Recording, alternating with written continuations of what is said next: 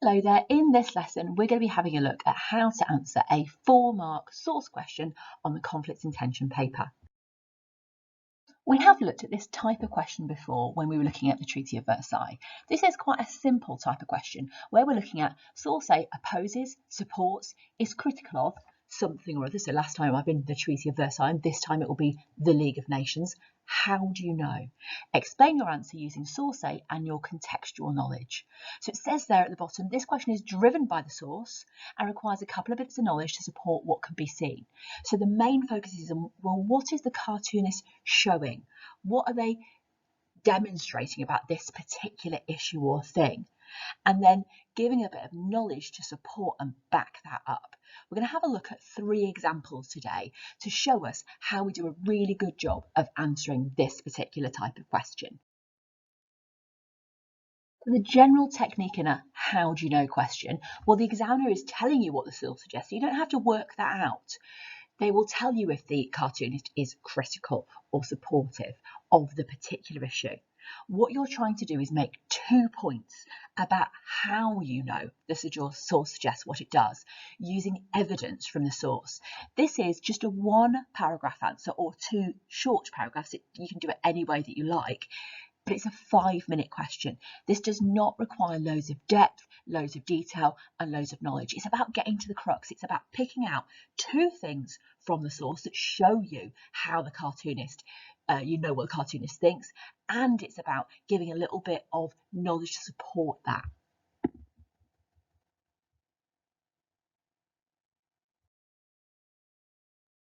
So here's our first example. Source A is critical of the League of Nations, so it's against the League of Nations. How do you know? Explain your answer using source A and your contextual or your own knowledge.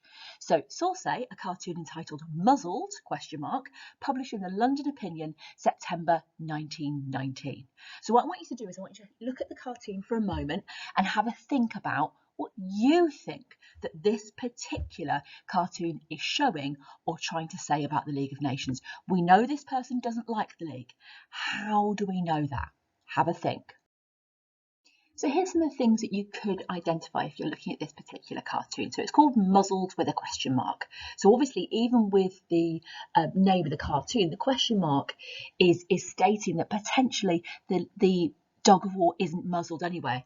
So what you can see here is that the League of Nations is trying to stop war by putting a muzzle on this dog of war.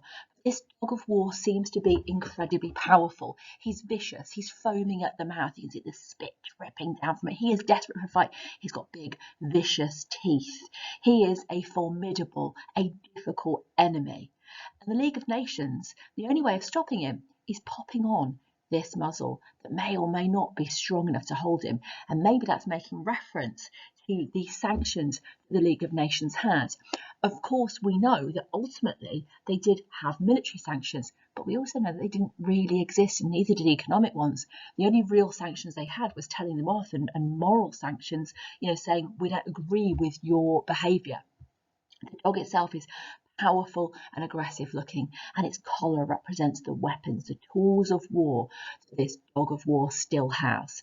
So this cartoonist is clearly showing that the dog of war, that war is still there, still aggressive as ever, and that it's going to be very, very difficult using this one little technique. The League of Nations is actually going to be able to stop war from happening in the future. Okay, so here's my model answer for that particular dog of war question.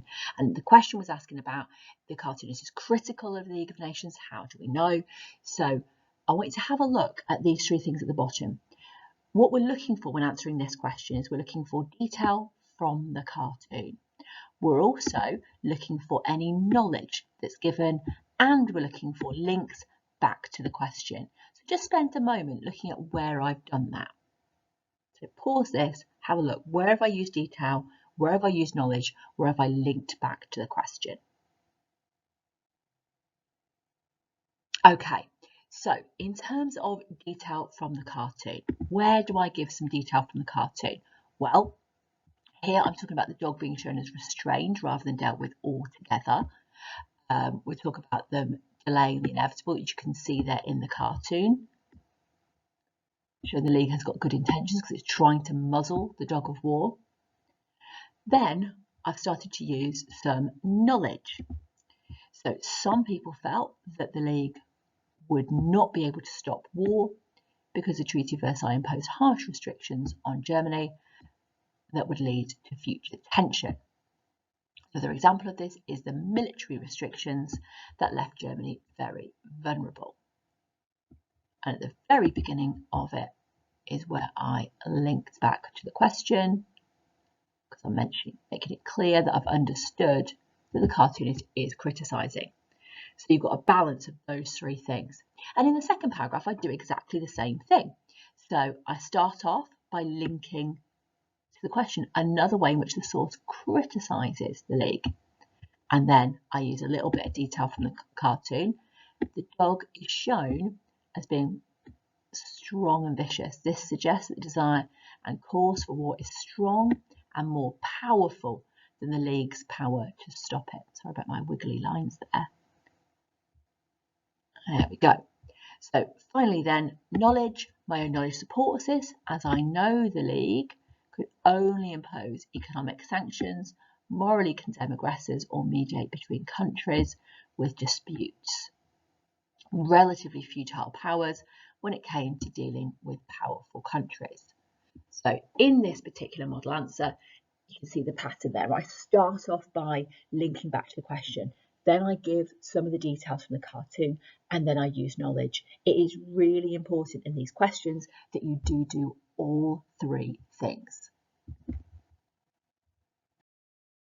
Okay, so on this second example, we've got a very different view of the League of Nations. This time, Saussure supports the work of the League of Nations. How do you know? This is an American cartoon from about 1919. So I want you to think about it, have a look at it, and think about how would you annotate this? What can you see going on here? So spend a minute or two, pause the PowerPoint, pause the YouTube clip, make sure that you're thinking about what's going on here. And on the next slide, I will show you what I thought about it. So here we can see the League of Nations is desperately trying to work for a better future for all. We can see the community of international interest, the common understanding. That's the direction the signposts are pointing in, and that's where the League of Nations is desperately trying to get to. You can see the light on there, trying to get out of this darkness, of this rain, of this horror of the past and of war. The whole world rests on the shoulder of the League of Nations. The League of Nations, who has clearly gone through an ordeal. Their clothing is tattered and torn and ragged, and yet they're soldiering on. They seem to be emaciated and thin from their struggle. They're desperately fighting against the past and against war. So they're shown, rather than the last one as being a little bit meek and mild, here we've got them as being impressive and ploughing on through desperately difficult conditions. They're trying to get to comfort and security. They've got an uphill battle, but they're absolutely determined to make it. So a very, very different impression of what the League of Nations was like and what they were trying to achieve. So rather this time than answering it for you, what I've done is I've produced some stars. I want you to think about what I did in that last question. I made clear reference back to the question each time. So this time we're looking for how we know that the cartoonist supported the League, and I gave some details from the cartoon, and I gave knowledge. So I've given you some structures here to help you do that twice. And you need to make sure in these 4-mark questions that's exactly what you're doing. You're making 2 references back to the question, 2 bits of information from the source or 2 bits of detail from the source, and 2 bits of quick knowledge. If you do that, you'll do a really good job of this. I need you to have a go at this, and then I need you to send it to your teacher, because by having a practice and having a go at these, you're going to get better and better. But just me telling you the answers every time isn't going to get you there. So our final example today is another source that is critical of the League of Nations. What you'll probably find when you're looking at political cartoons is there are definitely more ones that are critical than are supportive of the work of the League of Nations, although there are plenty of supportive ones out there. So this one I particularly like. So this is critical of the League's response to the Abyssinia crisis. How do you know? Explain your answer using source A and your contextual knowledge. So this is a British cartoon published by David Lowe and published in the Evening Standard in 1936, so directly following the Abyssinia crisis. The text, that should say, rather than test, the text on the monkeys read, see no Abyssinia, hear no Abyssinia, speak no Abyssinia.